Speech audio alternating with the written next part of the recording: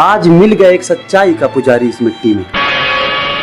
आग इनके शरीर को तो राख कर देगी, लेकिन इनके विचार हमेशा जिंदा रहेंगे।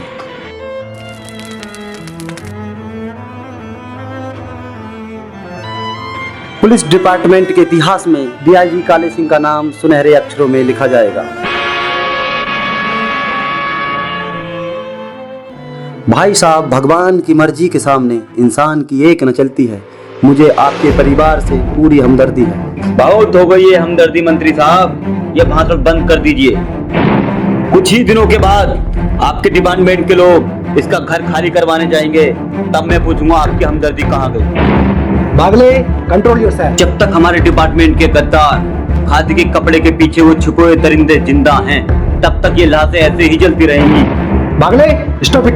बोलने दो इसे, ये सही तो कह रहा है, लेकिन मैं वचन देता हूँ डीआईजी काले सिंह की कुर्बानी बेकार नहीं जाएगी। मैंने दिल्ली में केंद्र सरकार से बात कर ली है, इनकी हत्या की तुरंत न्यायिक जांच की जाएगी। आज तक कौन सी कमेटी ने सही जांच करके मुजरिम को सजा दी है?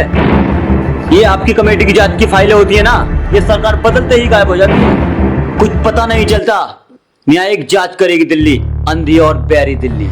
ये करना है, ये करना चाहिए, पर होता कुछ नहीं।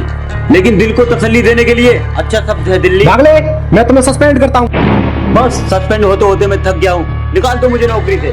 ईमानदारी से काम करने वाले इंसान की या तो फिर मौत होती है या उसे नौकरी से निकाल दिया जाता है। इस वर्दी ने मेरे हाथ काटे हैं, वरना एक एक का गला छोड़ देता।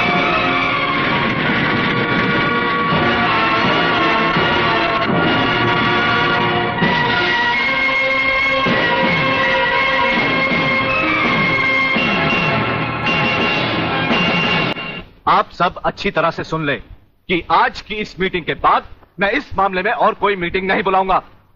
आज हमें इसी वक्त एक ऐसा डिसीजन लेना होगा जिससे कि हम देशद्रोहियों को जड़ से ही उखाड़ कर फेंक सकें। सर, बात अब इतनी आगे बढ़ चुकी है कि पुलिस और लोकल गवर्नमेंट के बस के बाहर है। अब सिर्फ एक ही रास्ता है sir, military force. Mister Menon, आपकी क्या राय है? सर, मिस्टर सिन्हा ठीक कह रहे हैं। सर, इसके लिए हमें पूरी मिलिट्री फोर्स भेजने की जरूरत नहीं। ये काम एक ऑफिसर सिर्फ अकेला ही कर सकता है। सिर्फ एक? यस सर, सिर्फ एक। वो शेरों का शेर है और राजाओं का राजा। हमारी पूरी मिलिट्री फोर्स को उस पर नाज है।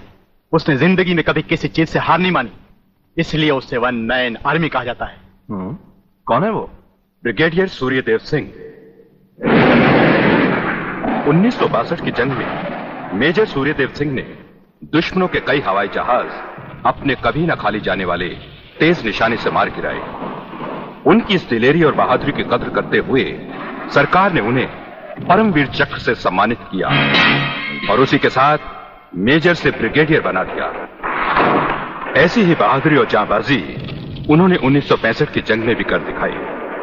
टैंक युद्ध में दुश्मन के दांत खट्टे करते हुए ब्रिगेडियर सूर्यदेव सिंह आगे ही बढ़ते चले गए। खुद अकेले ही मशीन गन लेकर दुश्मन के खेमे में घुस गए और दुश्मनों की 4 चौकियों पर तिरंगा लहरा दिया।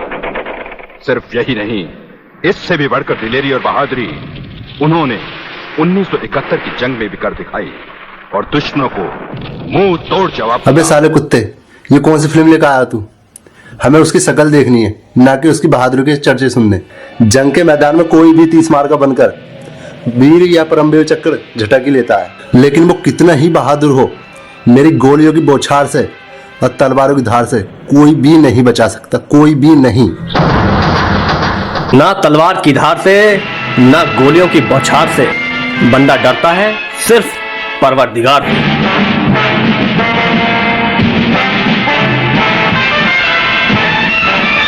ब्रिगेडियर सूर्यदेव सिंह?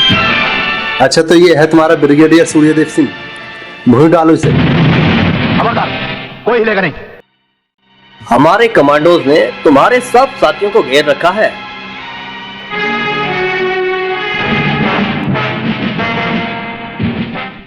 हम तुम्हें सिर्फ ये बताने आए हैं कि अगर तुमने तिरंगे के खिलाफ कोई भी गलत कदम उठाया तो हम तुम्हें वो मौत देंगे जो किसी कानून की किताब में ना तो लिखी होगी और ना ही किसी मुजरिम ने सोची होगी।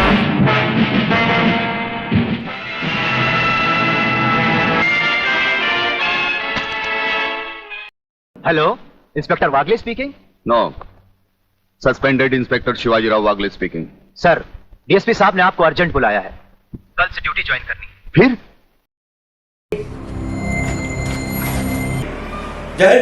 इंस्पेक्टर बागले, शायद तुम्हें मालूम नहीं, तमाम पुलिस ऑफिसर्स की फाइल देखने के बाद ब्रिगेडियर सूर्यदेव सिंह ने सिर्फ तुम्हें चुना है। अब तुम दोनों को मिलकर काम करना है, लेकिन दिक्कत यह है तुम पूरब हो तो वो पश्चिम है। इसीलिए सीनियर ऑफिसर होने के नाते मेरी तुमसे एक रिक्वेस्ट है, सूर्यदेव सिंह के साथ जो भी खेल खेलना है शांति और ठंडे दिमाग से खेलो। Yes sir.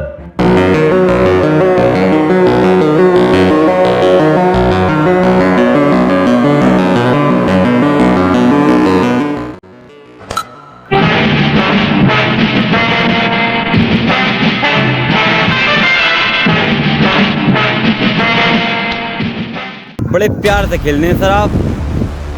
बागले, असली खिलाड़ी दुश्मन को पता भी नहीं चलने देते कि कब होगी उसकी मौत। तो फिर इस स्वामी को छोड़ क्यों दिया? क्या उससे गले मिलने गए थे? गले मिलने गए थे? अरे हम उसके गले का माप लेने गए थे। वो फंदे की मौत मरेगा या हमारे पंजे की? बागले, गर्मजोशी अच्छी चीज है, लेकिन तुमने तो देखा ही होगा कि इसी गर्मजोशी की वजह से तुम कितनी बार सस्पेंड हो चुके हो।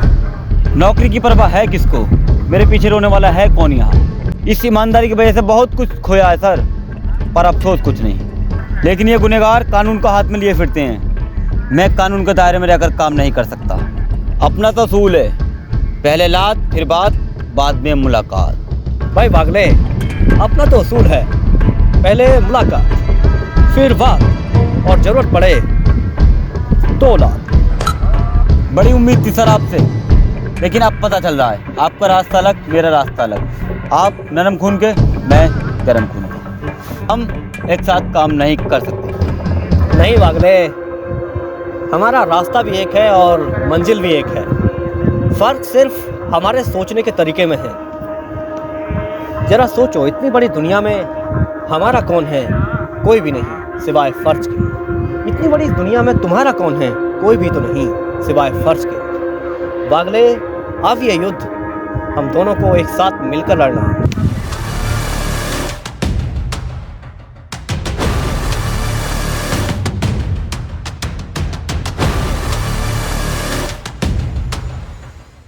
आप मुझे कहाँ ले जा रहे हैं सर? बागले, हम तुम्हें अपना ठिकाना दिखाना चाहते हैं।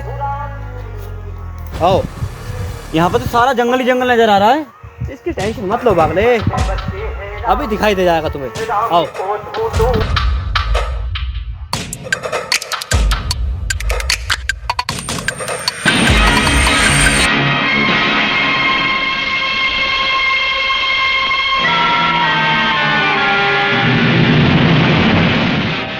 बागले, ये एक ऐसा बंकर है जिसका आता पता सिर्फ हमें या हमारे सबसे खास आदमी खबरीलाल को है, और किसी को नहीं।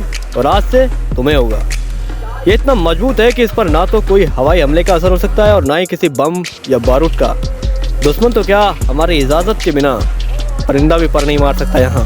बागले, ये है हमारा ट्रांसमीटर सेक्शन। यहाँ से हम हिंदुस्तान के किसी भी मिनिस्टर से जब जी चाहें हॉटलाइन पर बात कर सकते हैं।